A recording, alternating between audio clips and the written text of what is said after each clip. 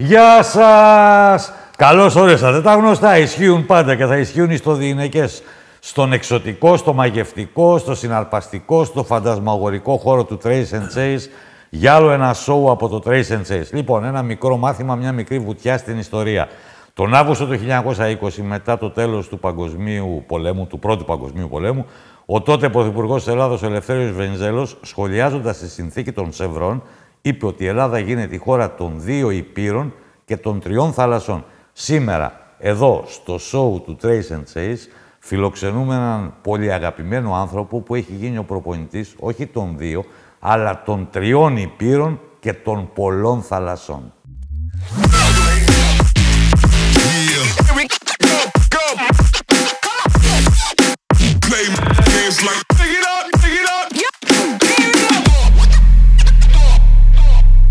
Και αυτός λοιπόν δεν είναι άλλος από το Στράτο Κουκουλεκκίδη, τον οποίο ευχαριστώ πάρα πολύ που είναι σήμερα εδώ μαζί μας. Γεια σου. Καλώς όρισες, coach. Καλώς σας βρήκα. Χαίρομαι πάρα πολύ που βρίσκομαι πρώτον σε αυτόν τον υπέροχο χώρο και δεύτερον που θα συζητήσουμε από κοντά για θέματα του μπάσκετμπολ.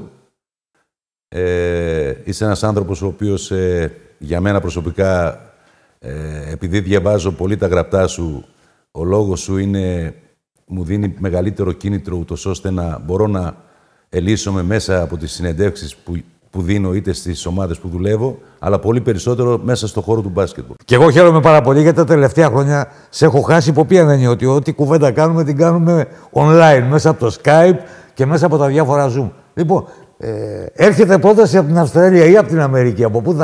Από πού θα σκάσει πρώτα πρόταση? Την Ευρώπη την έχουμε καθαρίσει, την Ασία επίσης, την Αφρική. Αν το θέσω λίγο διαφορετικά, ο COVID μου στέρισε αυτή τη δυνατότητα. Δεν το ξέρω αυτό. Είχα πρόταση από μια ομάδα της Αυστραλίας. Είναι μια νεοσύστατη ομάδα στο NBL της Αυστραλίας. Τελικά οι συζητήσεις διακόπηκαν γιατί υπήρχε πολύ μεγάλη απαγόρευση εισόδου στη χώρα. Έχουν πολύ αυστηρά πρωτοκόλλα. Οπότε ήταν ένα γεγονός το οποίο δεν μπόρεσα να το πετύχω. Πιστεύω στο μέλλον θα το πετύχουμε. Λοιπόν, είναι, όπως το λέγει ο Γεωργίτης εκεί σε μια ταινία, ειδικό της αποκτηθεί σαν το στρατεύματι. Το λέω αυτό διότι εσύ θα πήγαινες να δουλέψεις ακόμα και στη λεγόμενη χαμένη Ήπειρο, την Ατλαντίδα. Πώς προέκυψε αυτό? Από συγκυρία, από συνειδητή επιλογή, από ανάγκη? Και για να καταλάβει και ο κόσμος για τι πράγμα μιλάμε. Έχεις δουλέψει στην Ελλάδα, στην Κύπρο, στη Βόρεια Μακεδονία, στην Κίνα, στην Τινησία, στο Κόσοβο, στη Σαουδική Αραβία, σε 7 χώρες 3 διαφορετικών υπήρων και σε 11 ελληνικές ομάδες. Προέκυψε από το γεγονός ότι καταρχάς το μπάσκετ δεν έχει όρια. Δεν έχει όρια. Και στο Σουδάνα μου πούνε να πάω, θα πάω. Γιατί αν καταλάβω ότι οι άνθρωποι οι οποίοι μιλάω μαζί τους αγαπάνε αυτό που κάνουν, έχουν κάποιο πρόγραμμα, έχουν κάποιο όραμα, ειλικρινά δεν θα ζητάσω να πω το ναι για να πάω να δουλέψω.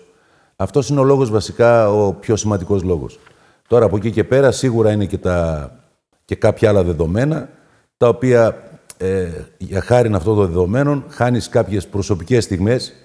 Και όταν λέω προσωπικές, αυτή τη στιγμή είμαι και παππούς, έχω και 3 εγγόνια, τα οποία γύρισα και τα είδα σε μια ηλικία 18 μηνών, 3 χρόνων και 9 χρόνων. Όπως καταλαβαίνεις, αυτές οι προσωπικές στιγμές χάνονται, αλλά πάνω απ' όλα είναι η αγάπη μας και θα βρούμε χρόνο και γι' αυτά. Πάλι καλά, γιατί σε ανθρώπους οι οποίοι για πολλά χρόνια δούλευαν και δεν μεγάλωσαν, δεν είδαν τα παιδιά τους να μεγαλώνουν, είναι το γνωστό ότι σε λίγο τα παιδιά μου θα με λένε θείο. Ακριβώς. Γι' αυτό βλέπεις, αναφέρομαι στα εγγόνια μου, γιατί τα παιδιά μου δεν πρόλαβαν να τα δω να μεγαλώνουν. Και θέλω να πιστεύω ότι θα βρω την ευκαιρία, τουλάχιστον στα εγγόνια μου, να το ζήσω αυτό το πράγμα. Πώς έμπλεξες με τον μπάσκετ? Να το πάρουμε το κουβάρι λίγο, να το ξετυλίξουμε. Με τον μπάσκετμπολ. Ναι. Εντάξει, εσείς μπλέξατε οικογενειακά με τον μπάσκετ. Ναι. Εμένα μου άρεσε πάρα πολύ το ποδόσφαιρο. Δηλαδή, παίζαμε στα Μάρμαρα του Δικητηρίου, που πέρασαν από εκεί πολύ μεγάλοι αθλητές. Ο Κώστας Παπαϊωάννου, ο Γιώργος ο Κούδας, ο Λαρίδης, ο Τάτσης, πάρα πολύ μεγάλοι ποδοσφαιριστές. Και παίζαμε πάρα πολύ ώρα ποδόσφαιρο. Κάποια στιγμή μεταφερθήκαμε από τα Μάρμαρα στο γήπεδο του ΒΑΟ. Έξω από το γήπεδο του ΒΑΟ υπήρχε μια λάνα και τη βρήκαμε πιο όμορφη, ας πούμε, και παίζαμε εκεί. Έκανα το λάθος κάποια στιγμή να ακολουθήσω τον αδερφό μου, ο οποίος ήδη έπαιζε. Το Στέλιο. Ήδη έπαιζε στην ομάδα του Εσπέρου. Μπήκαμε στο γήπεδο. Έρχεται ένας ο συγχωρημένος ο Μάριος Ιωαννίδης, ήταν η ψυχή της ομάδος. Μου λέει, μικρέ, δεν παίζεις μπάσκετ? Πάντα έτσι έκαμε, σε όλο τον κόσμο. Του λέω, όχι, λέω, μ' αρέσει να βλέπω τον αδερφό μου. Ποιος είναι ο αδερφός? Ο Στέλιος. Μου λέει, έλα μέσα. Μπήκα μέσα, από την ώρα που μπήκα, έπιασα την μπάλα σωστά, σούταρα σωστά και ήρθε στο σπίτι μου 8 η ώρα το απόγευμα και έφυγε στις 6 το πρωί για να πάρει την υπογραφή από τον πατέρα μου. Γιατί τότε ήταν το δελτίο. Και έτσι αυτός είναι ο πρώτος μου, πώς το λένε, η πρώτη μου επαφή με το μπάσκετμπολ. Και μετά παίζεις στον Έσπερο, λοιπόν. Παίζω στον Έσπερο, ένα σωματείο μέχρι Β' Εθνική. Ιστορικό σωματείο. Ιστορικό σωματείο, δεν υπάρχει δυστυχώς πια. Δεν υπάρχει.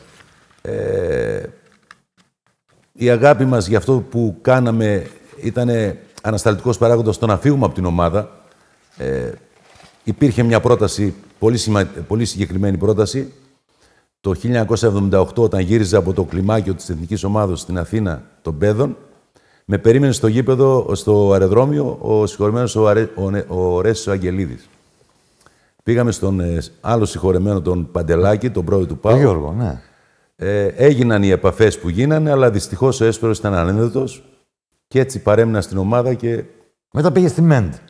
Μετά πήγα στη ΜΕΝΤ. Το 1989-90 πήγα στη ΜΕΝΤ μαζί με το Στέλιο. Παίξαμε 2 χρόνια. Την αγάπησα για αυτήν την ομάδα και ταυτόχρονα την τελευταία μου χρονιά, ενώ ήμουν παίκτης της ΜΕΝΤ, ανέλαβα μια συνοικιακή ομάδα επάνω στη γειτονιά μου, τους Ακρίτες Σικαιών. Κάναμε πρωτάθλημα και αναγκαστικά πήρα τη μεγάλη απόφαση. Πήγες στο τρυπάκι. Δεν πήγες καθόλου στο τρυπάκι, δεν υπέκυψες καθόλου στον πειρασμό της σφυρίχτας όπως ο Στέλιος? Όχι, ποτέ. Που υπήρξε κορυφαίος διαιτητής και ακόμη είναι πολύ σημαίνον στέλεχος της διεθνούς διαιτησίας ως παρατηρητής, ως καθηγητής. Εγώ, Βασίλη, είχα την τρέλα. Ήμουν το τελείως αντίθετο από το Στέλιο. Ο Στέλιος και στο εσωτερικό διπλό που παίζαμε έκανε το διαιτητή. Αυτό δηλαδή, το είχε από μικρός. Δεν μπορούσα εγώ, δεν είχα την ψυχοσύνθεση του να μπορώ να σφυρίξω, να μοιράσω το καρπούζι στη μέση. Εγώ κρατούσα πάρα πολλές σημειώσεις. Από τότε κρατούσα πολλές σημειώσεις. Περιττό να πω ότι ο πρώτος προπονητής μου που με πήρε 16 χρονών και με έβαλε στην αντρική ομάδα, ο Στράτος ο Μπάζιος, ο παλιός παίκτης, αρχηγός του ΠΑΟ και διεθνής από ό,τι θυμάμαι, με έβαλε στην αντρική ομάδα. Ο Στράτος μου έδωσε πολλά εφόδια, περισσότερο οργανωτικά εφόδια και πολλοί άλλοι προπονητές στη διάρκεια της καριέρας μου και τα κρατάω ακόμη, γιατί πιστεύω ότι σε ένα επαγγελματικό κομμάτι η ερασιτεχνική νοοτροπία είναι αυτή η οποία κατευθύνει. Και νομίζω ότι κολλάνε αυτά τα δύο. Λοιπόν, οι Ακρίτες είναι η πρώτη ομάδα ουσιαστικά που αρχίζει την καριέρα σου. Είναι ο Άριον μετά. Πας στον Έσπερο.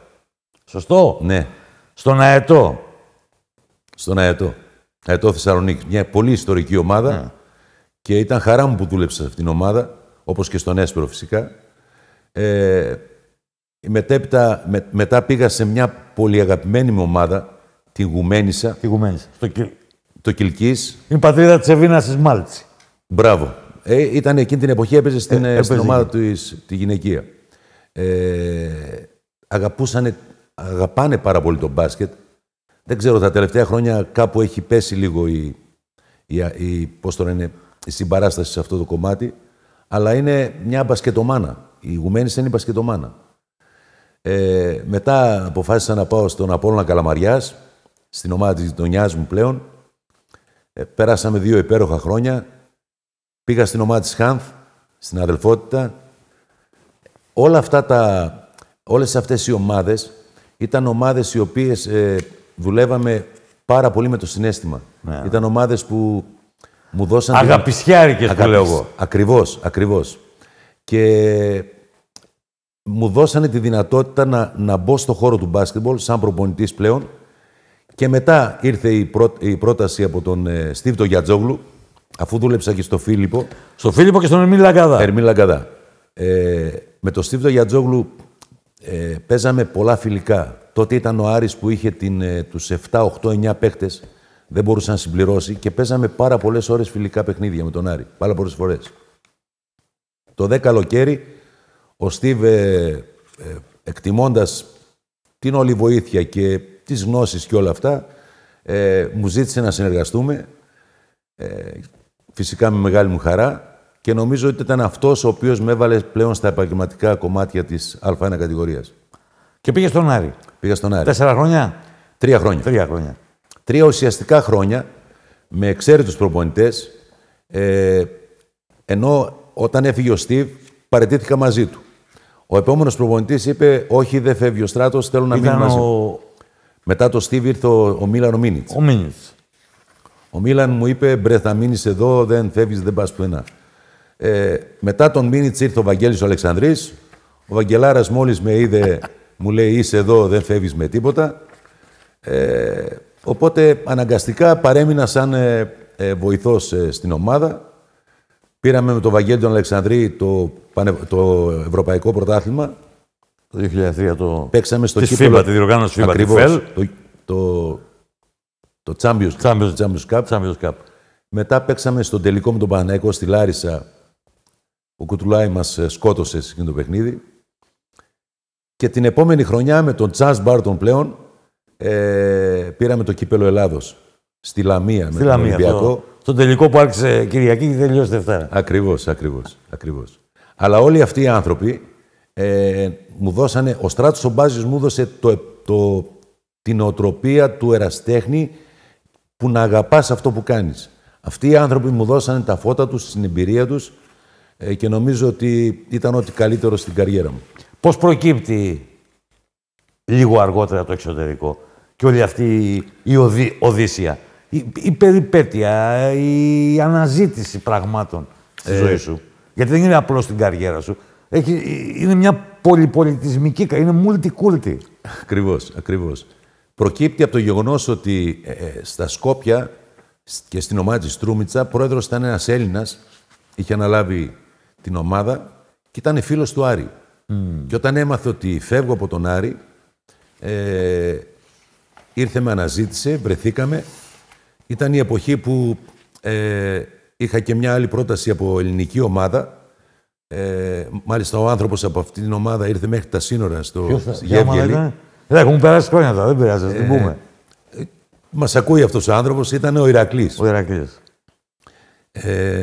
Ήρθε μέχρι τη Γεύγελη για να μπορέσουμε να συνεργαστούμε, αλλά ερχόμενος στη Γεύγελη μου μετέφερε και κάποια νέα τα οποία δεν ήταν ευχάριστα για την ομάδα και για τον ίδιο και μου έδωσε την ευχή του ώστε να πάω στα Σκόπια.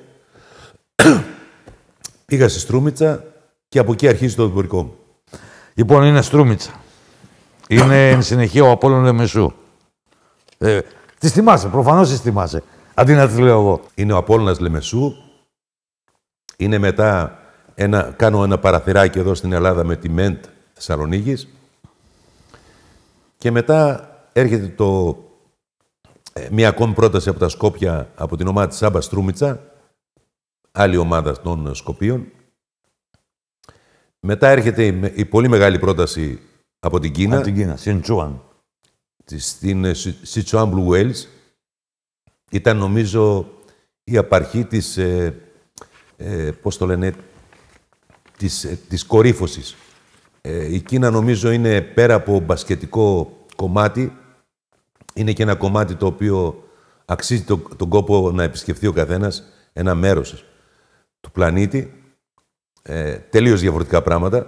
Ό,τι ξέρουμε εδώ στην Ελλάδα τα ξεχνάμε εκεί στην Κίνα. Και νομίζω ήταν από τις μεγαλύτερες στιγμές στην καριέρα μου. Το ότι πήγα στην Κίνα και μάλιστα βγήκα και πρωταθλητής και αυτό ήταν ένα κομμάτι το οποίο δεν μπορώ να το ξεχάσω ποτέ. Είναι χαραγμένο βαθιά μέσα μου. Πώς είναι η κουλτούρα η κινέζικη γύρω από τα σπορ και τον αθλητισμό? Γιατί είναι κάτι εντελώς διαφορετικό από αυτό που έχουμε συνηθίσει στην Ελλάδα και στην Ευρώπη. Θα σου αναφέρω μόνο ένα πολύ απλό γεγονός. Όταν έφτασα στην Κίνα, το επόμενο πρωί, γύρω στις 8 η ώρα, έμενα δίπλα στο γήπεδο σε ένα μπαγκαλόους. Ο πρόεδρος ασχολείται με ξενοδοχειακές επιχειρήσεις και είχε ένα παλιό μέρος, ας πούμε, το οποίο δημιούργησε το κλαμπ του. Και ακούω να χτυπάνε την μπάλα. Λέω, ποιος είναι πρωί-πρωί. Κατεβαίνω κάτω και ήταν γύρω στα 150-180 παιδάκια. 3 προπονητές που κατευθύναν αυτά τα παιδιά. Μόλις μπήκα μέσα, άρχισαν να φανερώνουν το ένας μετά τον άλλον, να σκύβουν μπροστά μου. Με το σεβασμό και την ευγένεια που έχουν οι Κινέζοι, σωστό. Και ρώτησα τι ακριβώς γίνεται. Τι ώρα θα πάνε σχολείο αυτά τα παιδιά. Και μου λένε δεν πάνε σχολείο. Είναι αποκλειστικά ταγμένοι για τον αθλητισμό. Αυτή είναι η μεγάλη κουλτούρα της Κίνας. Όταν ξεκινάει κάτι, το ξεκινάει από πολύ μικρές ηλικίες, θυσιάζοντας τη μόρφωση των παιδιών. Και αυτό νομίζω δεν είναι σωστό. Γι' αυτό είναι ο λόγος που πολλοί ξένοι προπονητές δουλεύουν στην Κίνα. Ναι. Και εκεί στην Κίνα έχεις την ευκαιρία να δουλέψεις με έναν παίκτη που τότε δεν ήταν γνωστός και εν συνεχεία έκανε και συνεχίζει να κάνει μια πολύ μεγάλη καριέρα στο NBA. Ο Χασάν Whiteside. Ο Whiteside. Που είναι φέτος στη Utah, ήταν προηγουμένως στους Kings. Στο Miami. Ήταν στο Miami 5 χρόνια, στους Blazers. Πώς έσκασε μύτη εκεί ο Whiteside. Ο οποίος βεβαίως είχε προϊστορία, είχε παίξει στο Λίβανο και μετά τη δική σας συνεργασία στην Κίνα έπαιξε στην Ισία, νομίζω, και ξανά στην Κίνα. Είχε κοπεί από το Λίβανο. Είχε κοπεί από το Λίβανο. Και μου φέραν το βιογραφικό του. Να ξέρει, εμείς είχαμε κλείσει έναν παίκτη από τους Lakers, τον John Character. Ήταν πάντα έκτος παίκτης, αλλά αργούσε να έρθει. Οπότε με λέει ο πρόεδρος, πρέπει να δούμε κανέναν άλλον.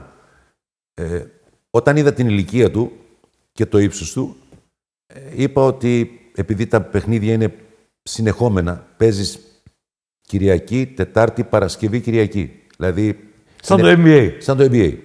Μεγάλα ταξίδια, 6 ώρες εσωτερική πτήση. Θεώρησα καλό ο παίκτης να είναι νεαρός σε ηλικία για να αντέχει στις μετακινήσεις και όλα αυτά στα ταξίδια. Μας άρεσε, συμφώνησε στα χρήματα που είπαμε και ήρθε. Όταν τον πρωτοείδα, μου λέει, coach, είσαι Έλληνας? Λέω, ναι. Ήμουνα, λέει, μαζί με τον Κουφό. Ήταν μαζί. Κουφό, σωστό. Μου λέει, ναι, αλλά του λέω, ο Κουφός παίζει στο NBA. Εσύ τι κάνεις? Και μου λέει, το καλοκαίρι θα δεις. Λοιπόν, του λέω, οκ. Αύριο ήταν στο Σακραμέντο μαζί. Ο Whiteside με τον Κουφό ήταν στο Σακραμέντο. Αύριο, λέω, 9.30 ώρα το πρωί προπόνηση. Μου λέει, ρε κότσε, παρακαλώ, πρωινές προπονήσεις. Του λέω, πώς θα πας στο NBA. Παρ' όλα αυτά όμως, του είπα, κοίταξε να δεις, Χασάν, είμαστε 2 ξένοι εδώ. Μας κοιτάνε από μια γωνιά, από οποιαδήποτε γωνία μας κοιτάνε το παραμικρό λάθος μας. Με καχυποψία. Με καχυποψία, οτιδήποτε. Πρέπει να δείξουμε. Εγώ από την Ελλάδα, εσύ από την Αμερική, πρέπει να τους δείξουμε αυτούς τους ανθρώπους και να τους τραβήξουμε. Μου λέει, coach, ό,τι πεις. Ήταν ένα κουμπάκι, ας πούμε. Το κουμπάκι που πάτησες, ναι. Ο Χασάν τελείωσε το πρωτάθλημα με 19 triple-double figure. Ήταν απίστευτος και δούλεψε πάρα πολύ, ενώ του άρεσε να παίζει πάντα με face στο καλάθι. Δεν έπαιζε πολύ με πλάτη. Καθόλου. Δούλεψε και επιτακτικά, βλέποντας αγώνες Ευρωλίγκα, δούλεψε στο low post, άρχισε να διαβάζει, να δημιουργεί πάσες, να παίζει σαν δεύτερος playmaker και αυτό νομίζω ήταν που τον βοήθησε να παίξει στο NBA. Νομίζω ότι το timing που έχει ο Χασάν δεν το είδα σε κανέναν άλλο παίκτη. Το ότι είναι ο πρώτος... Κάνει εύκολα triple-double figure με τάπες. Ακριβώς. Δηλαδή μιλάμε ότι διαβάζει... Έχει ευκαιρία, μεγάλη θα το πάρει. Μεγάλη ευκαιρία. Διαβάζει τον αντίπαλο. Πότε θα σηκωθεί. Ο παίκτης που έπαιζε στον Ολυμπιακό και μετά στη Τσέσεκα ο Θέλω Χάντερ. Τον έκοψε στο τρίποντο, ο Θέλω ξαναπήρε την μπάλα και τον ξανάκοψε στο κάρφωμα. Δηλαδή ήταν απίστευτος. Είχε τρομερό timing και του άρεσε πάρα πολύ να κυνηγάει την μπάλα. Πάρα πολύ. Έχετε επαφές τώρα που έχουν περάσει 8-9 χρόνια από τότε? Έχουμε επαφές. Είχα πολύ καλές επαφές και με την τότε σύντροφό του, μάνατζερ του και τώρα γυναίκα του, η οποία παρεμπιπτόντως ένα απόγευμα είχαμε πολύ σημαντικό παιχνίδι, τον τρίτο τελικό με την Jiangsu και ήταν καταστεναχωρημένος. Οπότε τη φωνάζω και τη λέω, ο Χασάν δεν είναι καλά. Κάτι έχει. Κάτι έχει. Μου λέει, coach, άστο σε μένα. Ύστερα από 2 ώρες ήρθε ο Χασάν με ένα χαμόγελο διάπλατο. Βρήκε τον τρόπο του. Και... Μάλλον και η κοπέλα βρήκε τον τρόπο της. Η κοπέλα, ακριβώς. Και ο Χασάν ήταν ο καλύτερος παίκτης του παιχνιδιού. Ο καλύτερος παίκτης. Και μετά έρχεται η Κόσουβ. Η Κόσουβ στο Γεύγελι. Στο Γεύγελι. Ξανά Σκόπια, πίσω. Ξανά Σκόπια. Η Κόσουβ ήταν μια περίεργη ομάδα με έναν πάρα πολύ πλούσιο πρόεδρο, ο οποίος όμως ήθελε να κάνει και τον προπονητή. Με κυνηγούσε 3 χρόνια. Καθώς είχα γυρίσει από την Κίνα, ήθελε να συνεργαστούμε πάρα πολύ. Ήρθε 2 φορές στη Θεσσαλονίκη. Τελικά κάποια στιγμή πήγα να δω ένα παιχνίδι της Βαλκανικής Λίγκας. Ο Στέλιος τότε ήταν υπεύθυνος της διαιτησίας και πήγαμε μαζί στα Σκόπια. Οπότε βρήκε την ευκαιρία αυτός, με πήρε, πήγαμε, φάγαμε και κλείσαμε εκείνο το απόγευμα. Αλλά ήταν δύσκολος άνθρωπος. Παρ' όλα αυτά η ομάδα πέρασε πάρα πολύ καλά. Περάσαμε στην πρώτη τετράδα, παίξαμε στην πρώτη τετράδα της Βαλκανικής Λίγκας. Έχω καλές αναμνήσεις. Δύσκολοι άνθρωποι, αλλά όλοι έχουν τον κουπί τους τελικά. Εν συνεχεία οι ραντές. Μεγάλο κομμάτι. Μεγάλο κομμάτι και οι πολύ αγαπημένοι μου ράντες, την αγαπώ αυτήν την ομάδα. Ίσως αγαπώ τους Τινήσιους πολύ, γιατί είναι πολύ, πολύ φιλόξενοι άνθρωποι. Πάρα πολύ φιλόξενοι. Βέβαια έχουν ένα μειονέκτημα μεγάλο. Ό,τι τους πεις λένε γόντουα. Γόντουα σημαίνει αύριο. Σαν εμάς περίπου. Ακριβώς. Οι Τινήσιοι δεν είναι Αφρικάνοι. Οι Τινήσιοι πιστεύω ότι είναι με τη τυράννια κι αυτοί. Γιατί πιο μεσογειακοί. Μεσογειακοί. Είναι απέναντι από Ισπανία, Ιταλία. Σε 1 ώρα είσαι Ιταλία. Και 2 ώρες κάνουμε για Ελλάδα, ας πούμε.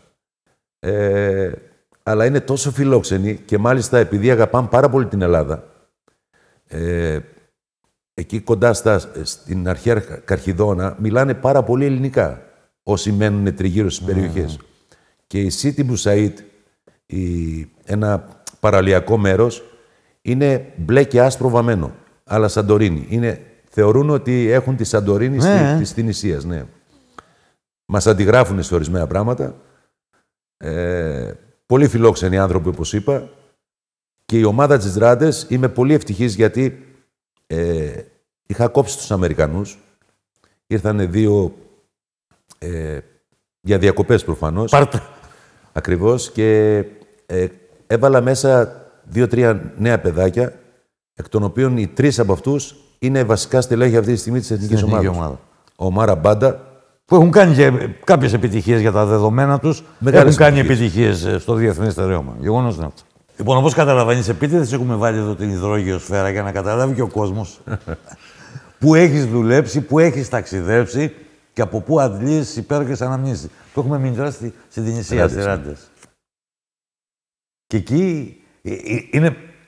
Από ό,τι καταλαβαίνω τώρα από την περιγραφή που λες ότι δεν είναι τόσο Αφρικανοί όσο περισσότερο συγγενεύουν με την Ευρώπη, δεν είναι τεράστια η διαφορά ή η προσαρμογή προβληματική. Ή μιλάμε τη γλώσσα του μπάσκετ που είναι εσπεράντο. Και υπ' αυτήν την έννοια. Νομίζω ότι αυτό είναι το κομμάτι. Είπες την κατάλληλη λέξη τώρα, η γλώσσα του μπάσκετ. Νομίζω ότι και είναι λαοί οι οποίοι αγαπάνε τον μπάσκετ. Δηλαδή δεν είναι τυχαίο ότι είπες προηγουμένως για τις επιτυχίες τους. Κάνουν επιτυχίες γιατί υπάρχει υλικό από πίσω. Τα νέα παιδιά επανδρώνουν τις εθνικές ομάδες. Υπάρχει μια αγάπη για το... Η ομοσπονδία τους είναι αυτή η οποία ελέγχει πάρα πολύ και τις ομάδες ακόμη. Έχουν αγαστή συνεργασία και νομίζω ότι αυτό είναι το κερασάκι για αυτές τις χώρες. Όπως το ίδιο γίνεται και στη Σαουδική Αραβία. Θα την πιάσουμε το κεφάλαιο της Σαουδικής Αραβίας, θα τα ανοίξουμε. Περίμενε τώρα. Φεύγεις από την Τινησία και πας μετά. Από την Τινησία μετά πηγαίνω στην Πασκίμη. Στην Πασκίμη. τελείως διαφορετικά πράγματα. Άλλο πράγμα τώρα. Περίμενα να βρω σέρβικη νοοτροπία. Επειδή είναι Κόσοβο. Επειδή είναι Κόσοβο, επειδή ήταν μέλος της εξ-Ιουγκοσλαβίας, βρίσκω τελείως διαφορετικά πράγματα. Βρίσκω πολύ κρύο, πάρα πολύ κρύο. Τεράστια γήπεδα, μεγάλα γήπεδα, τα οποία όμως δεν έχουν θέρμανση. Και ειλικρινά, πρώτη, δεύτερη, τρίτη μέρα ήμουνα τόσο περήφανος για αυτά τα παιδιά. Τρίτη μέρα. Γιατί δεν τους άγγιζε τίποτα. Μπαίνανε στο γήπεδο μέσα. Σκυλιά του πολέμου. Σκυλιά του πολέμου, πραγματικά. Και είπα, εδώ θα κάνουμε δουλειά. Κάναμε δουλειά. Ήταν μάλιστα πριν από λίγο καιρό, ήταν ο Φώτης Τακιανός σε αυτήν την ομάδα. Κάναμε δουλειά σε αυτήν την ομάδα. Την άφησα στην πρώτη θέση, αλλά έφυγα από αυτήν την ομάδα. Κλαίγαν τα παιδιά. Έφυγα για να πληρωθούν. Ήταν απλήρωτοι όλοι τους. Ήταν απλήρωτοι όλοι τους. Είχαν μόνο τα βασικά. Και όντως στην πρώτη θέση και όντως στο Final Four της Βαλκανικής Λίγκας δεν δίστασα να σηκωθώ να φύγω. Μήπως τυχόν ταρακουνήσω τα νερά εκεί και... Ταρακουνήθηκαν? Όχι. Δεν πληρώθηκαν. Δεν πληρώθηκαν. Βγήκαν πρωταθλητές. Όλοι μου πήραν τηλέφωνο. Μου είπανε, coach, δεν πήραμε δραχμή και αναγκαστικά θα φύγουμε, γιατί υπήρχε άνθρωπος, αθλητής, ο οποίος έπαιζε 2 χρόνια συνεχόμενα για να πάρει τα προηγούμενα. Δηλαδή, δεν μου άρεσε η κατάσταση στο Κόσοβο. Ήταν πολύ έτσι επιφανειακή η σχέση των παραγόντων με την ομάδα και το ενδιαφέρον του κόσμου δεν είναι τόσο μεγάλο. Οπότε πήγα, γνώρισα την κουλτούρα τους. Εκεί θέλω να καταλήξω λίγο. Πριν αναλάβω οποιαδήποτε ομάδα, Βασίλη, κάθομαι και διαβάζω. Και διαβάζεις, Διαβάζω τι θα συναντήσω. Και προσπαθώ να βρω ανθρώπους οι οποίοι θα με βοηθήσουν σε αυτό το κομμάτι. Φτάνοντας, ας πούμε, στον εκάστοτε προορισμό. Ακριβώς. Στην Κίνα είχα την τύχη να έχω έναν σπουδαστή στο Πολυτεχνείο, ο οποίος ήταν ο διερμηνέας μου και μάλιστα αυτός ήταν μουσουλμάνος, εγώ ήμουν χριστιανός και οι Κινέζοι είναι άθεοι περισσότεροι, ας πούμε. Το 90% είναι άθεοι. Μου έλεγε, coach, εμείς κάπου πιστεύουμε. Ενώ αυτοί δεν έχουν τίποτα. Και μου είχε κάνει εντύπωση τότε, πριν από ένα παιχνίδι, είδα έναν αθλητή μου να έχει σε μια χαρτοπετσέτα κάτι κοκαλάκια ενός κοτόπουλου και να προσεύχεται σε αυτό, ας πούμε.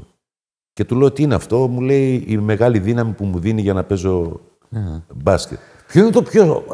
Μάλλον όχι, να συνεχίσουμε το διπορικό για να σε ρωτήσω μετά, να βάλουμε πάνω στη ζυγαριά σκηνές και στιγμές και εικόνες.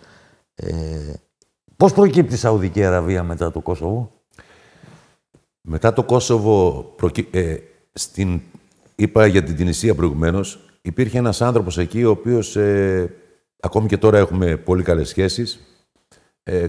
Είναι προπονητής σε μικρές κατηγορίες. Ζητάει διάφορα πράγματα. Μ' αγαπάει πάρα πολύ, τον αγαπώ, τον εκτιμώ πάρα πολύ. Και είχε έναν φίλο που ήταν βοηθός προπονητής σε μια ομάδα της Τινησίας, στην Αλ-Νάσαρ, της Σαουδικής Αραβίας. Την Αλ-Νάσαρ συγκεκριμένα. Λέει, ψάχνουν προπονητή και το έχω μιλήσει, επειδή ήταν και από το ίδιο μέρος, από το Μόναστιρ. Μου λέει, θα θέλεις να πας? Του λέω να συζητήσουμε με τον άνθρωπο. Όντως, ο βοηθός είπε τον πρόεδρο. Ο πρόεδρος με πήρε απευθείας τηλέφωνο. Και έγινε το προξενιό. Και έγινε το προξενιό.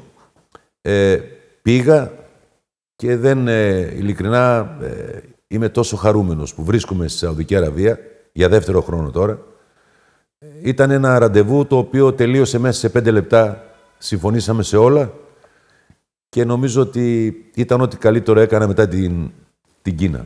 Περίμενε τώρα όμως, εσύ έχεις διαβεί το Ρουβίκονα, δηλαδή έχεις πάει, σαν να λέμε, από τον Άρη στον ΠΑΟΚ ή από τον Παναθηναϊκό στον Ολυμπιακό. Δηλαδή η πρώτη σου χρονιά είναι στην Αλ-Νάσαρ και τώρα είναι στην Αλ-Χιλάλ. Είναι τα 2 μεγαλύτερα κλαμπ, θα έλεγα, στην Middle East. Αντιπαλότητα τεράστια. Η μία ομάδα δεν αναφέρει το όνομα της άλλης. Και πώς λένε, δηλαδή, παίζουμε με την άλλη. Με τους άλλους. Με τους άλλους. Δεν αναφέρουν ποτέ η Χιλάλ παίζει με την Αλ-Νάσαρ, ποτέ αυτές τις λέξεις. Και μάλιστα, είναι απαγορευμένες λέξεις. Είναι απαγορευμένες. Και μάλιστα και οι αθλητές δύσκολα μετακινούνται από τη μία ομάδα στην άλλη. Ακόμη και οι Αμερικάνοι. Αν έχουν παίξει στη μία ομάδα, πολύ δύσκολα θα πάνε στην άλλη ομάδα. Πόσο ανέμακτη ήταν η δική σου μετακίνηση από τους μεν στους δε? Ναι, ήταν δύσκολη στην αρχή. Όταν πήγα υπήρχε μια δυσπιστία, γιατί πήραμε προπονητή από την Άσαρτ. Λέγανε, ο μάνατζερ μου τα έλεγε συνέχεια, μου ανέφερε τι ακριβώς γράφεται στο Twitter. Έκανα υπομονή, είπα θα αντιστρέψω το κλίμα και πιστεύω ότι μετά το τρίτο ή τέταρτο παιχνίδι άρχισαν να γράφουν θετικά σχόλια για το πρόσωπό μου, γιατί είναι δύσκολη, είναι δύσπιστοι. Οι Σαουδάραβες οι Άραβες γενικά είναι δύσπιστοι. Αν όμως σε αγαπήσουν, σε αγαπάνε πραγματικά. Είναι αυτό το κομμάτι που τους διέπει, τους κατέχει. Τι βρήκες εκεί από πλευράς κουλτούρας, προσαρμογής σε άλλες συνθήκες και μπασκετικού υπόβαθρου? Καταρχάς από πλευράς κουλτούρας, είναι μέρα με νύχτα με Ευρώπη. Είναι, ιδίως στη Σαουδική Αραβία, είναι ένα θρησκευτικό κράτος. Προσεύχονται 5 φορές την ημέρα. Μου έχει τύχει και προπονήσεις φυσικά που σταματάμε την προπόνηση, αλλά μου έχει τύχει και σε παιχνίδι. Στο τρίτο δεκάλεπτο συγκεκριμένα πήρα time out. Ήμασταν 3 πόντους επάνω, πήρα time out, ήμασταν στην επίδεση και εκείνη την ώρα σήμανε η ώρα της προσευχής. Και σταμάτησαν. Σταματήσαν όλοι, διαιτητές, προπονητές, φίλαθλοι, παίκτες. Πήγαν στη γωνία που υπάρχει το συγκεκριμένο σημείο και προσευχήθηκαν όλοι μαζί. Μάλιστα έχασα και το time out, γιατί όταν επανήλθαμε λέω το time out, λέει χάθηκε. Ήταν Θεού θέλοντος, όπως μου είπαν. Ινσάλαχ. Ισάλαχ, και ενώ οι Τινήσοι λένε Γόντουα, αυτοί λένε Μπούκραμ. Μπούκραμ είναι αύριο πάλι. Αύριο. Έχει ο Θεός. Αύριο. Δεν χολοσκάνε για τίποτα. Απλά, αν μπορέσεις και κατορθώσεις να πείσεις, να τους βάλεις έστω σε ένα συγκεκριμένο προγραμματισμό, είσαι βασιλιάς. Πήρατε το πρωτάθλημα. Πήραμε το πρωτάθλημα, πήραμε το κύπελο. Πήραμε και το 3-on-3 στην αρχή. Ήταν όλες οι ομάδες της Α1 κατηγορίας, της Super League. Πήραμε και αυτό και είναι τρισευτυχισμένοι. Ήταν ένα γεγονός το οποίο είχε να συμβεί, μάλιστα ο CEO των αθλημάτων, ήταν από τους κορυφαίους μπασκετμπολίστες στον κόλπο. Και το τελευταίο πρωτάθλημα το πήρε όταν σταμάτησε. Το 91-92. Σχεδόν 30 χρόνια. Και μου λέει, coach, δεν έχουμε πάρει πρωτάθλημα 30 χρόνια. Του λέω, θέλει υπομονή, μια ομάδα τεταρτοπέμπτη, ας πούμε, να βγούμε στην πρώτη τετράδα. Όσο σιγά σιγά προχωρούσε το πρωτάθλημα, οι αγωνιστικές, ήμασταν 6-0, κάναμε μία ήττα και μετά κάναμε 16 σερίνικες. Νομίζω ότι το να φέρεις τον πρόεδρο του σωματείου, ο οποίος είναι αμιγός, ποδοσφαιρικός, να τον φέρεις στο γήπεδο, να πανηγυρίζει σαν μικρό παιδί με τους παίκτες και να τον φέρνεις και στη Μεντίνα που έγινε το Final Eight του κυπέλου, στον τελικό του κυπέλου, το οποίο το κερδίσαμε και αυτό, με μισητές ομάδες. Η μία είναι η Ιτιχάτ από την Τζέντα, που είναι και αυτή μισητή ομάδα, και η μία είναι η Νάσαρ. Οπότε ήταν η άλλη. Ήταν ό,τι το καλύτερο μπορούσε να συμβεί σε αυτήν την ομάδα και για πρώτη φορά στην ιστορία της, μάλιστα αυτά είναι λόγια του μάνατζερ μου, coach λέει από κάτω από το ρόστερ θα υπάρχει ελληνικό όνομα στο πρώτο double της ομάδος. Στράτος Κουκουλέκης. Ποια είναι η πιο, ανατρέχοντας τώρα σε όλα αυτά τα χρόνια που είσαι στο εξωτερικό, ποια είναι η πιο, πώς να το πω, σοκαριστική, ίσως ηχή, υπερβολικός ο χαρακτηρισμός, η πιο δύσκολη στιγμή που κλείθηκε τον διαχειριστής. Και να σε έφερε και σε μια απόγνωση του τύπου, τι κάνω εγώ εδώ τώρα. Γιατί αυτά τα παιδάκια μου και τη γυναίκα μου και τα εγγονάκια μου. Ναι, ήτανε στις αρχές όταν πήγα στην Κίνα. Δεν μπορούσα να προσαρμοστώ στον τρόπο ζωής. Το φαγητό ήταν τραγικό. Δεν μπορούσα να βρω γωνιά που να μπορέσω να χορτάσω κάπως. Και μάλιστα η Κίνα μου έδωσε το δικαίωμα, επειδή υπήρχε ένα μεγάλο μεσοδιάστημα μέχρι να αρχίσει το πρωτάθλημα, να σκεφτώ κάποια πράγματα, να αγαπήσω πρώτα τον εαυτό μου. Να αγαπήσω τον εαυτό μου. Πιστεύω ότι ο κάθε άνθρωπος πρέπει να κάνει την αυτοκριτική του. Μεγάλη κουβέντα είναι αυτή που λες. Να αγαπήσω τον εαυτό μου. Μπαίνουν στη ροή του ποταμού. Η μάνα μου συγχωρεμένη, όταν εγώ τελείωνα την πρωινή προπόνηση 12 η ώρα, 6 ώρα ήταν στην Ελλάδα, είχαμε και 6 ώρες διαφορά, ήταν και αυτό ένα μεγάλο κομμάτι. Η γυναίκα μου δούλευε, οι ώρες ήταν λίγο δύσκολες για να βρεθούμε. Η μάνα μου 6 ώρα το πρωί ξυπνούσε αποκλειστικά για να πιούμε τον καφέ μαζί. Πιστεύω ότι η Κίνα, πέρα από αυτή τη δυσκολία της προσαρμογής, ήταν και η πίεση του πρωταθλήματος. Είχε δαπανίσει πολλά χρήματα ο πρόεδρος, ήθελε διακαώς το πρωτάθλημα. Η λέξη ήττα ήταν απαγορευμένη και έβλεπες, ήμουν και μόνος. Είτε κέρδιζε είτε έχανα, ουσιαστικά ήμουνα μόνος, γιατί δεν είχα κανέναν δίπλα μου. Και μου είχε φύγει μία τούφα μαλλιά πίσω από το αυτί και το μισό μου φρύδι. Ναι. Από το άγχος και από την πίεση τη μεγάλη. Ο Χασάν μου έκανε λίγο τη διάθεση, γιατί έχανε συνέχεια κινητά τηλέφωνα και ερχόταν να πάρει τηλέφωνο από το δικό μου για να μήπως το βρει, ας πούμε, για να... Έχασε 9 κινητά τηλέφωνα. 9 κινητά τηλέφωνα. Τα αγόραζε και τα είχανε. Νομίζω ότι η Κίνα ήταν η ηθάκη μου, αλλά και ο προορισμός μου. Δηλαδή, μου έδωσε και την δύσκολη στιγμή, ένιωσα και τη δύσκολη στιγμή, αλλά και την τεράστια ικανοποίηση. Μεσούντων των τελικών, πριν από λίγες εβδομάδες στη Σαουδική Αραβία με την Αλ Χιλάλ και την κατάκτηση του τίτλου, θα το ρωτούσα, αλλά μου κάνεις πάσα τώρα επειδή είπες για τη μητέρα σου.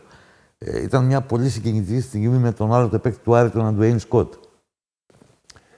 Όταν τελείωσε το παιχνίδι, καταρχάς οι Σαουδάραβες, όταν κάνω την προσευχή μου πριν το παιχνίδι, η τηλεόραση δείχνει πάντα την προσευχή μου. Αυτό είναι θετικό. Υπάρχει respect από πλευράς μου προς αυτούς και από αυτούς προς εμένα. Σε αυτό είμαι πάρα πολύ ευχαριστημένος. Όταν τελείωσε λοιπόν ο τελικός και ερχόμενος από τη συνέντευξη τύπου, έβγαλα τις φωτογραφίες της μητέρας μου και του πατέρα μου, που τις έχω πάντα στο σακάκι του αγώνα. Εκείνη την ώρα, και να τους ευχαριστήσω. Εκείνη την ώρα έρχεται ο Αντουάν Σκοτ, μου λέει, «Κότς, τι είναι?» Λέω, «Είναι η γονείς μου». Τις πιάνει, τις φυλάει, γιατί πριν ένα χρόνο είχε χάσει τη μητέρα του. Ακριβώς την μέρα του τελικού συμπληρωνόταν ένας χρόνος. Και αγκαλιαστήκαμε, κλαίγαμε μαζί και μάλιστα αυτό το κομμάτι έγινε viral στη Σαουδική Αραβία. Με πήραν πάρα πολύ τηλέφωνο, ρωτούσαν τι ακριβώς ήτανε και όταν τους εξηγούσα, είναι χαρακτηριστικά τα λόγια του Ομοσπονδιακού Τεχνικού της Σαουδικής Αραβίας, ότι τώρα κατάλαβα γιατί είσαι καλός άνθρωπος. Πέρα από το μπάσκετ, μου είπε αυτή την ατάκα και νομίζω ότι είναι πολύ σημαντικό για μένα. Τι συμβολίζουν? Πρέπει να δούμε πρώτα, τι μας έχεις φέρει εκεί. Αυτό είναι το καπέλο της Αλ Χιλάλ. Της ομάδας με την οποία κατέκτησες στον double. Το 57 είναι... Το 57 τι είναι εκείνο αυτό? Που ιδρύθηκε και 57 είναι η τίτλη της φέτος. Α, ναι. Μην πάρουν άλλους. Αυτή η φανέλα είναι η φανέλα που φορούσα πάντα στο ξενοδοχείο. Φοράτε κουστούμι στα μάτια, είναι υποχρεωτικό? Μόνο που φοράω κουστούμι στη Σαουδική Αραβία. Κανένας άλλος. Αυτή όμως η φανέλα είναι... Κάποιοι φοράνε και λεμπίες. Όχι. Και λεμπίες όχι. Μόνο οι managers. Αυτή είναι η φανέλα που φορούσα πάντα στο ξενοδοχείο. Αυτά εδώ είναι τα τα μετάλλια τα οποία κερδίσαμε φέτος. Αυτό είναι το 3-on-3, το μετάλλιο. Αυτό είναι του πρωταθλήματος. Του πρωταθλήματος. Είναι τα μετάλλια του πρωταθλήματος. Περιουσία ολόκληρη. Και αυτό εδώ είναι του κυπέλου.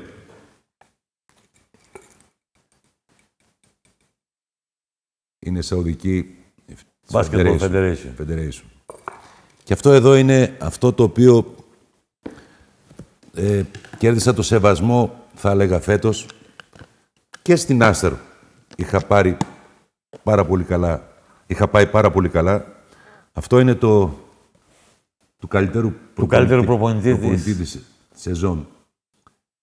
Με γέμισε μεγάλη ικανοποίηση. Το δέχτηκα σαν μικρό παιδί που λένε. Γιατί είναι, Βασίλη, καμιά φορά αυτό που λες ότι το κισμέτ που λένε.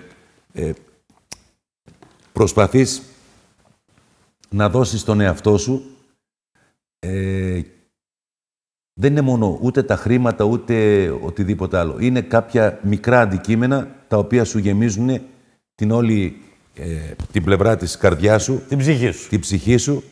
Και νομίζω ότι αυτό ήταν το επισφράγισμα της φετινής μου πορείας. Αυτό το αφιέρωσα στα εγγόνια μου και τα άλλα τα μετάλλια τα 2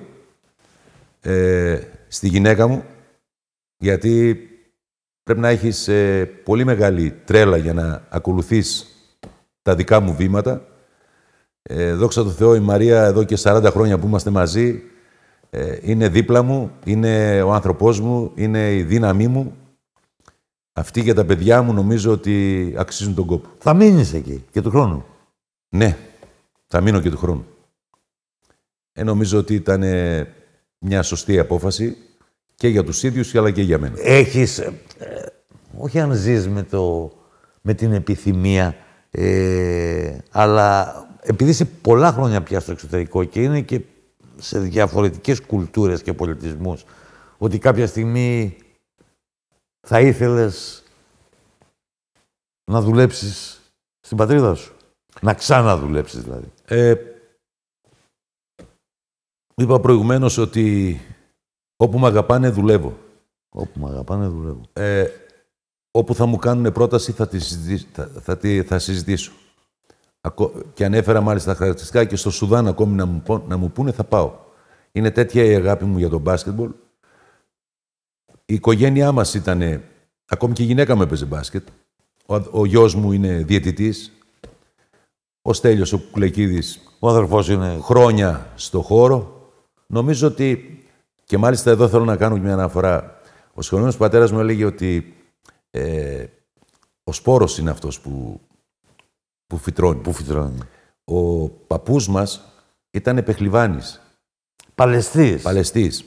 Στη Μικρασία. Στη Μικρασία. Βέβαια. Πεχλιβάνης. Και μάλιστα, εγώ δεν τον πρόλαβα. Πρόλαβα όμως τον τελάλι του. Τον τελάλι. Αυτός ο οποίος έκλεινε τους αγώνες. Ο τότε μάνατζερ. Βέβαια. Ο οποίος πέθανε σε ηλικία 107 χρόνων στο χωριό. Και μας έλεγε ιστορίες. Ήτανε 40 χρόνια Παλαιστής. Μάλιστα. Δηλαδή, ακόμη και σε μεγάλη ηλικία, πάλευε ακόμα. Αν τον κέντριζε, τον τζίγκλιζαν, ας πούμε, και του λέγανε «Γέρασες, έκανες», πήγαινε σαν το Ρόκι. Σαν το Σταλόνε. Ακριβώς. Και ο πατέρας μου έλεγε ότι και οι δυο σας πήρατε του παππού την κληρονομιά. Την αγωνιστικότητα, τη μαχητικότητα, ακριβώς. Τη θέληση. Ήταν ένα κομμάτι, ας πούμε, το οποίο ήθελα να το πω, γιατί πάντα από κάπου ξεκινάς. Δεν πέφτεις ούτε από τον ουρανό, ούτε... Δεν υπάρχει παρθενογένεση. Αυτό είναι γεγονός. Βλέπω τσάντες, έχεις κουβαλήσει, έχεις... Δεν μπορούσα να έρθω με άδεια χέρια. Εκτός τη μεγάλη εκτίμηση που σου τρέφω, είμαι και θαυμαστής σου. Όχι, μιλάτε. Και το λέω αυτό μπορεί να είμαι μεγαλύτερό σου. Λίγο. Αλλά μου αρέσει να διαβάζω τα γραπτά σου. Μου αρέσει ο λόγος σου. Και αυτό είναι ένα πολύ μικρό δώρο από εμένα με όλη μου την καρδιά για σένα. Λοιπόν, με την ελπίδα δεν θα επέμβει κανείς για κανονιστική συμμόρφωση ότι τάχα δωροδοκούμε με πολύ μεγάλη χαρά. Η αγάπη είναι δεδομένη προς το Στράτο Κουκουλεκίδη. Ξέρεις, μερικούς ανθρώπους τους αγαπάς, αν και μόνο ότι δεν έχεις κάνει παρέα μαζί τους, τους έχεις συναντήσει λίγες φορές και σου τρέφω ιδιαίτερη αγάπη, γιατί είναι και η κουβέντα που κάναμε προηγουμένως για το πόσο κυνηγάς τους στόχους σου και προσπαθείς να τους δίνεις άρκα και οστά. Εδώ είναι τη Αλ-Χιλάλ είναι η εμφάνιση. Αλ-Χιλάλ. Αυτό είναι το παντελονάκι. Το παντελονάκι. Θα δούμε τι άλλο έχει μέσα. Τα δώρα που μας έφερε. Αυτό είναι το κασκόλ του τελικού. Εντάξει, μοιάζει και ελληνικό κιόλας. Ναι, είναι και ελληνικό και ταιριάζει. Εδώ. Αυτή είναι η φανέλα της ομάδος. Άσπρο μπλε είναι, οπότε έχει ελληνική έχω και παραπομπή. Την αφιέρωση από κάτω. Από την άλλη πλευρά. Κάτω δεξιά. Με πολύ αγάπη. Αμοιβαία. Λοιπόν, εδώ θα κάνουμε πρίκα σήμερα. Και επειδή εγώ πίνω και πολλούς καφέδες. Αυτό είναι της Ομοσπονδίας. Ήμουν καλεσμένος στην Ομοσπονδία για να μιλήσω για κάποια θέματα έτσι αγωνιστικά. Μου δώσανε κάποια δώρα και θεώρησα την κούπα. Καλό, μια είναι κούπα. Ιδιαίτερη χαρά και ιδιαίτερη τιμή. Τη βάλω δίπλα στην κούπα του. Είναι η κούπα της Ομοσπονδίας. Και τα άλλα δίπλα. Έχει και μέσα κι άλλα. Είναι ο χορηγός μας, η Σαουντία. Ωραία, βρήκαμε και ακουστικά. Είναι ακουστικά από τη Σαουντία, είναι χορηγός της ομάδος και μάλιστα ο πρόεδρος μας είναι διευθυντικός τέλεχος της ομάδος και αυτό είναι μια συλλεκτική μάσκα κορονοϊού. Είναι από τις πολύ... Με αυτά τα ειδικά είναι μπράβο, ναι. Είναι παραδοσιακά. Είναι παραδοσιακή μάσκα της κουλτούρας της Σαουδικής Αραβίας. Είμαι και συγκινημένος και υπόχρεος. Υπόχρεος καθόλου.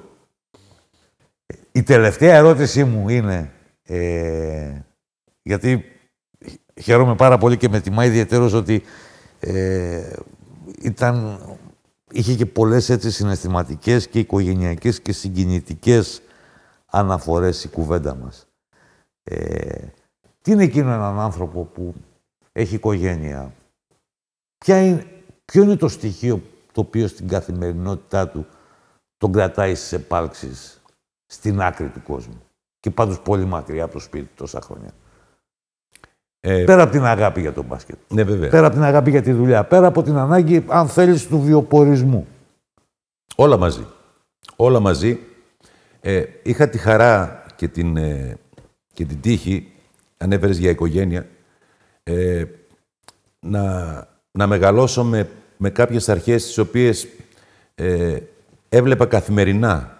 Δηλαδή, ο πατέρας μου δεν ήταν, η οικογένειά μου δεν ήταν η πλούσια οικογένεια, ήταν μια μικρομεσαία οικογένεια που δούλευε καθημερινά ατελείωτες ώρες για να μας μεγαλώσει και βλέποντας αυτό το μεράκι του πατέρα μου, ο οποίος ερχόταν στο σπίτι, λες και δεν είχε περάσει ούτε μια ώρα έξω, μπροστά μας, δεν έδειχνε ποτέ κουρασμένος, δεν έδειχνε ποτέ τη μεγάλη του κούραση που είχε από τη δουλειά ή το άγχος για την καθημερινότητα.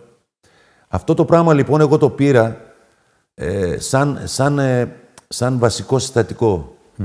Και είπα ότι για να καλυτερεύσουμε τη ζωή μας, γιατί γι' αυτό πασχίζουμε όλοι, δεν θα μου είναι δύσκολο να είμαι σε όλο τον κόσμο, μακριά από την οικογένεια, αλλά να μπορέσω να φέρω κάποια πράγματα τα οποία θα βελτιώσουν την οικογενειακή μας κατάσταση. Νομίζω ότι αρρωγός αυτό ήταν ο αδερφός μου, ο οποίος πέρα από αδερφός είναι και πατέρας μου, είναι τα πάντα. Ο Στέλιος ο Κουκουλεκίδης με έχει βοηθήσει όσο τίποτα άλλο στον κόσμο. Είναι ένας άνθρωπος ο οποίος είναι προγραμματισμένος από το πρωί μέχρι το βράδυ. Ένας άνθρωπος ο οποίος θα σου πει Α, Β, Γ, δεν θα πάει ποτέ στο Ω. Λοιπόν, παίρνοντας λοιπόν αυτά τα στοιχεία, είδα ότι τίποτα δεν είναι δύσκολο. Και μάλιστα μένοντας πολλές ώρες έξω, με αγκαλιά την μοναξιά, νομίζω ότι, και όπως είπα προηγουμένως, γνώρισα το Στράτο, τον αγάπησα το Στράτο.